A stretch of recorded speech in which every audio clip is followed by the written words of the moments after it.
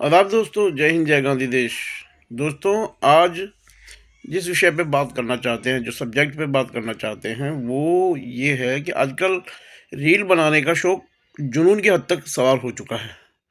और अब ये रील बनाने में जो ये अंधभक्त कहें या ऐसे लोग कहें जो दूसरे रिलीजन को चिढ़ाने के लिए ऐसी रीलें बना रहे हैं।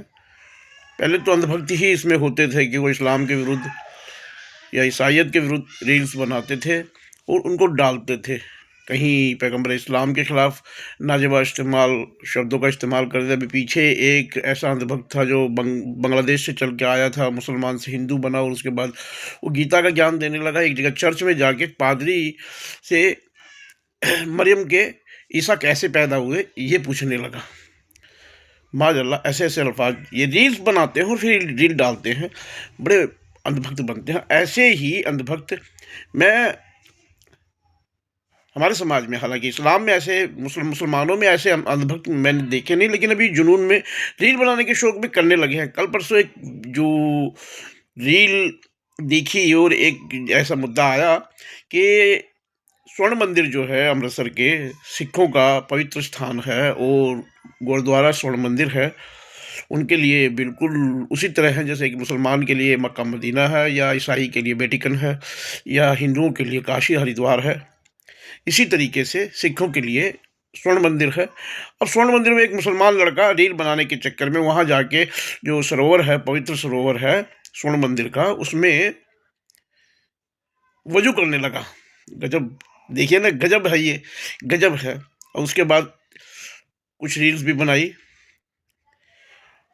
वो वायरल हो गई और उस वायरल होने के बाद उसके खिलाफ सिखों में असंतोष भड़का। बिल्कुल भड़का, बिल्कुल भड़कना चाहिए। और ऐसे इंसान को जो ऐसे काम करता है उसको मैं ये कहता हूँ, मुसलमानों में, इस्लाम में तो इसकी बिल्कुल भी कतन इजाज़त नहीं है।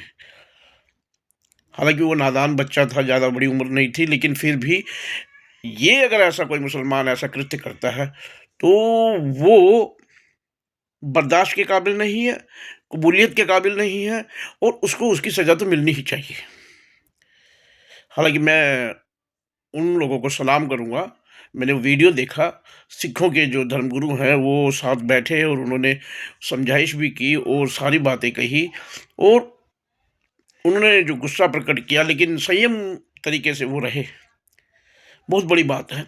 तो मैं ऐसा कहना चाहूँगा कि इन रील बनाने वालों से, ख़ास तौर से मुसलमानों से, औरों की तो मैं कह नहीं सकता, वो अंधभक्तों की, क्योंकि ऐसे रोज़ नए अंधभक्त हैं। कोई कहीं जाके क्या करते हैं, कोई वो दरगाह के पास जाते हैं, दरगाह पे जो हथौड़े चलाते हैं, मज़ारों पे हथौड़े चलाते हैं, कहीं मस्जिदों के बाहर जाके रील बनाने के वो गाना गाते हैं, कहीं धार्मिक जो नारे लगाते हैं मस्जिदों के बाहर जाके रील बनाते हैं ऐसे लोग। तो उनका हमें वो मतलब ही नहीं है। किसी मुसलमान को पकड़ा, फेरी वाले को पकड़ा, सब्जी वाले को पकड़ा, फ्रूट वाले को पकड़ा और उसके साथ बदतमीजी करते हैं, वो रील बनाते हैं और रील डालते हैं। ऐसे रील में कई देख बुजुर्गों को मारपीट, मुसलमानों की दाढ़ी पकड़ के खींचना, और ये रील बनाते हैं ऐसे वो उनके। लेकिन यहाँ मैं अपने लोगों को कहूँगा, ये जो मैंने कल देखा सिखों के उस पवित्र सरोवर की जो तालाब है स्वर्ण मंदिर का, जो उनके लिए बहुत पवित्र है, उसमें वज़ू कर रहा था। वज़ू करने का एक तरीका होता है, वज़ू करने के लिए मस्जिद में भी इस तरीके से वज़ू नहीं किया जाए। बाहर टोंटियाँ लगी हुई है, नलके लगे हुए हैं जहाँ पे वज़ू का स्थान है,